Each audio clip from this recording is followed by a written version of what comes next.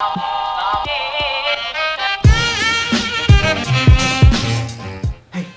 does your website represent the level of quality of work that your company does? If not, isn't it sad that a lower quality provider could be selling your ideal customers the products or services that are inferior to the quality of the stuff you guys do? That's why having an effective website is so important. It's sad. I want to get the business that my company deserves, and I think you do too. So I'm going to share with you the 9 most important qualities of an effective website design. So I'm going to go through them one by one. The first one is simplicity. So people talk about white space, Apple-esque, creating something that isn't all text and isn't all covered all over the whole website. So it needs to have space between the elements to breathe and to have that Apple-esque feel that I know you want. Usually everyone always comes in here and just says, we want Apple-esque design. So I know that you want it. The other thing is you want to have simplicity in your fonts. So you want to not try to have like 20 types of fonts. I'm not saying that it's never been done well, but I'm saying in general, it's a lot easier to create a compelling and simple website design when you have a few fonts and not tons of different sizes either. You have some clear hierarchy in those fonts. That brings us to our second thing, which is hierarchy. You want there to be clear and clean visual hierarchy that makes it easy to see what's most important. And we'll get into this more in a second, but what's most important to your ideal customer, not necessarily to your internal team or your management. What's most important to your ideal customer?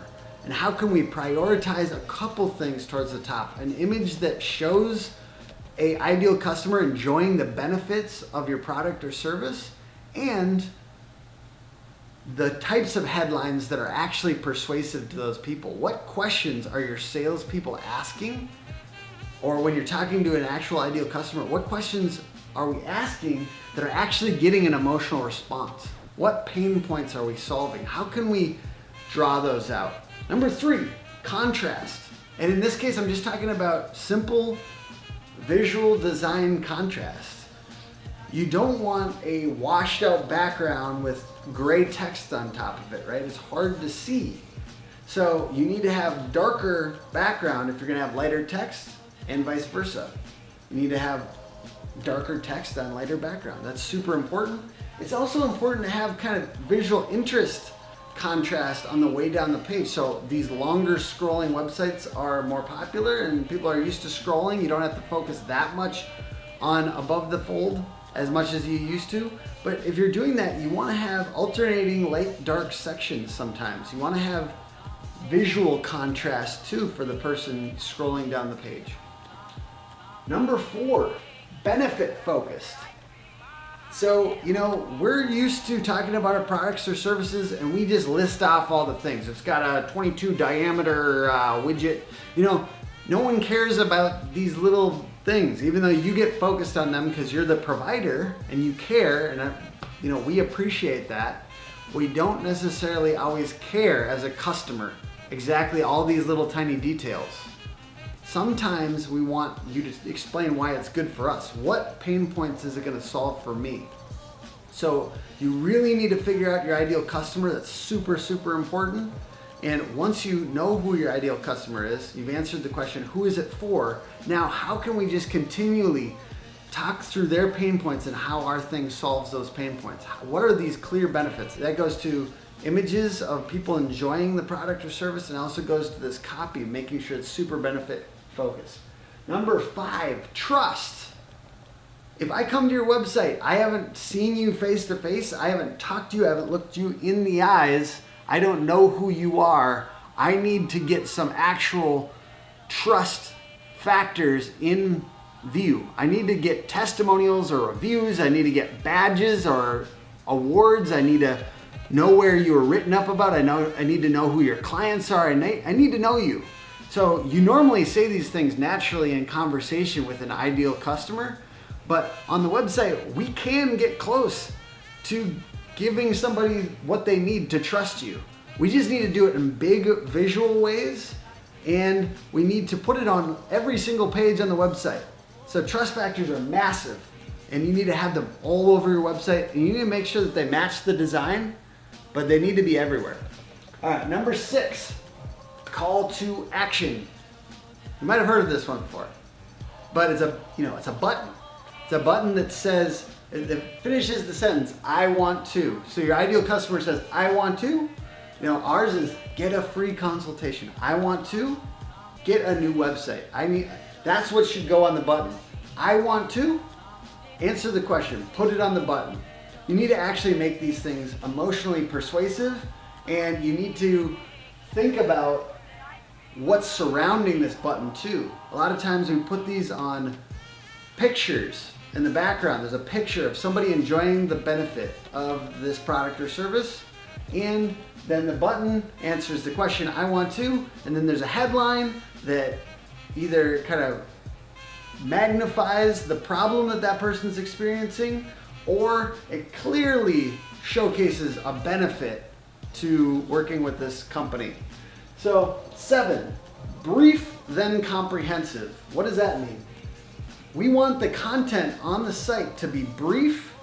Hey, give me some bullet points. Give me some real quick stuff. Focus, make sure your headlines are amazing. Make sure your lead-in line on a blog post is amazing. Make sure the lead-in line on each of your landing pages is extremely persuasive, is a good question, is something that's actually provocative. Then comprehensive. Then maybe down the page a ways, maybe at the end of the page, maybe we give more comprehensive information. That comprehensive is one for search engine optimization. We don't want this website to get buried. We need Google to be able to crawl a bunch of text on that page. So yes, having a bunch of content is important. Just on that one point, it's super important, right? But secondly, I think ideal customers sometimes do want to read more about what you're talking about. So you want to be comprehensive so that they don't go looking for the answer elsewhere. But first be brief, and then later on down the page or on subsequent pages, be comprehensive.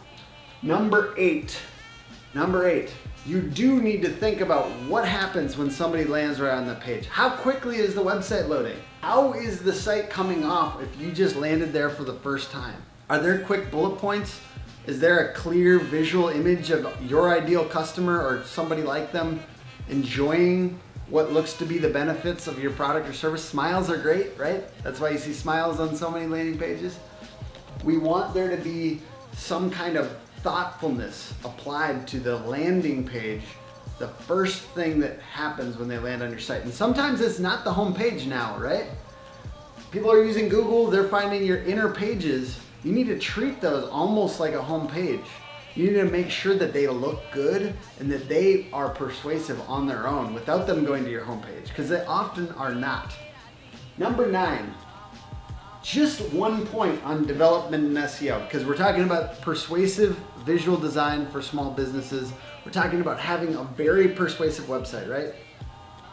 But if your development is messed up, if the code looks, if it looks bad on the front end because the code is messy, that's not persuasive. That doesn't look high end. That's not going to get you your ideal customer.